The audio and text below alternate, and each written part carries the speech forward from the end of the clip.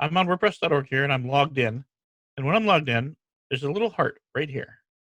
And if you click it, you favorite this plugin. And you can do the same with themes. Then on your WordPress profiles page, you can see the things you have favorited. But where it comes in really, really handy is when you're in your own WordPress blog and you're going to add a plugin, you can click on favorites and type in your WordPress.org username, and there are your favorites. And then you can just install from there. And the cool thing is, you can put in any valid username and see their favorites. So there's Matt Mullenwake's favorites.